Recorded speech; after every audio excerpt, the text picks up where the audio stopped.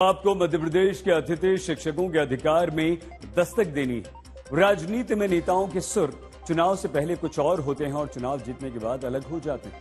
मध्य प्रदेश में पिछले वर्ष विधानसभा चुनाव के दौरान अतिथि शिक्षकों को नियमित करने का वादा तब के मुख्यमंत्री शिवराज सिंह चौहान ने किया था, लेकिन इतने महीने गुजर जाने के बावजूद अतिथि शिक्षक अपनी मांग को लेकर आंदोलन करने को मजबूर हैं और उनकी सारी उम्मीदें डॉक्टर मोहन यादव से है, लेकिन मोहन यादव अतिथि शिक्षकों की सुन नहीं रहे।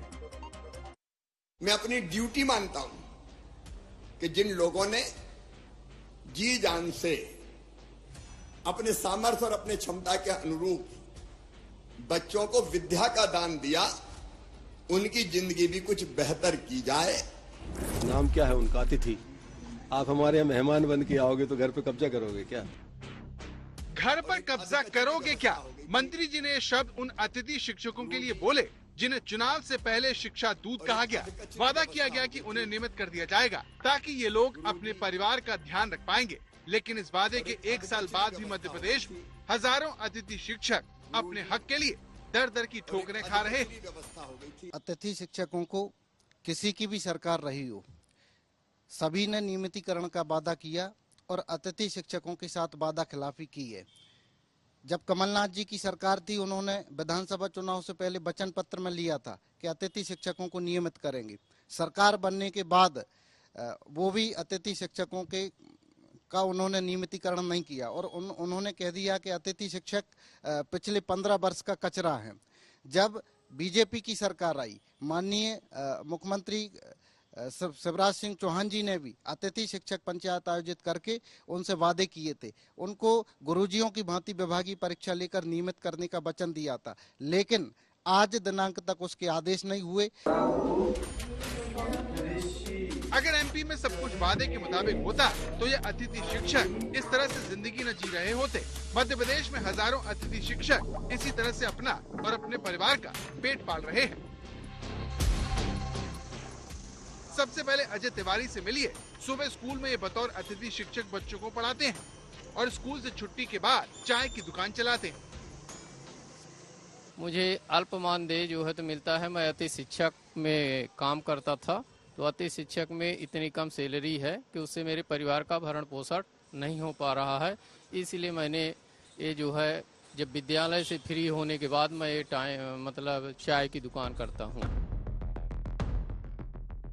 अजय तिवारी जैसी हालत राम स्वरूप गुर्जर की है, जो 18 साल से ऐसे ही सुबह स्कूल में पढ़ाते हैं और शाम को केमिस्ट दुकान पर गुजर बसर करने के लिए नौकरी करते हैं। गुजर तो अब ना हो तब भी करना पड़ेगा, क्या करोगे? कोई विकल्प ही नहीं, क्या कर सकते हो आप? घर पे है, गांव पे खेती है, वो भी बगैर पानी की है, तो वहाँ से भाग के यहाँ आए, यहाँ रहते हैं। कुछ इधर हो जाता है, कुछ स्कूल से हो जाता है, चला रहे हैं काम। मजबूरी है मेरी, जो खुद का जो है सोने चांदी रखा हुआ है वो भी रखा है और मैं व्यक्तिगत लोन ले चुका हूँ बैंक से।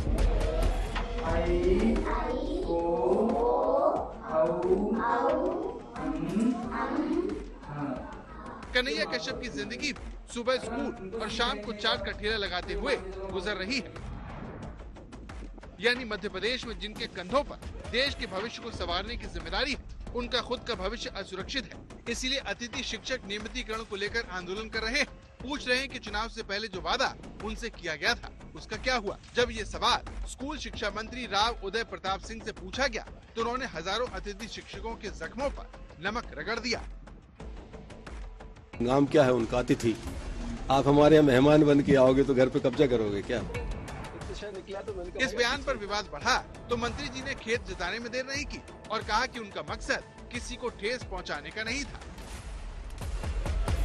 उन्होंने कहा हमारे बच्चों को जिन्होंने अतिथियों ने शिक्षण व्यवस्था में महत्वपूर्ण योगदान दिया, अगर उनको तकलीफ हुई तो स्वाभाविक रूप से हमारे प्रदेश के बच्चे हैं, हमारे अतिथि शिक्षक हैं, हमारे अपने हैं, वो उनको अगर तकलीफ हुई तो मैंने कहा मैं खेद व्यक्त करता हूँ। इसमें कहीं कोई मुझे संकोच नहीं है, कोई संशय नहीं है।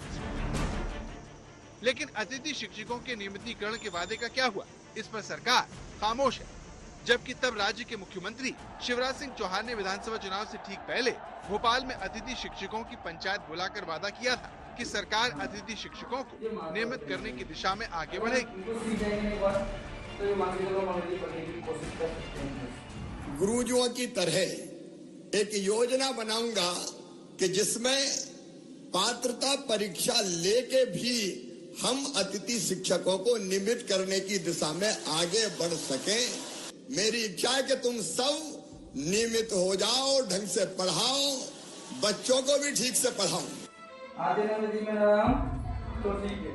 तो जिनके कंधों पर बच्चों को पढ़ाने की जिम्मेदारी है, वो इस वादे के बावजूद चाय की दुकान से लेकर चाट का ठेला लगाने को मजबूर है।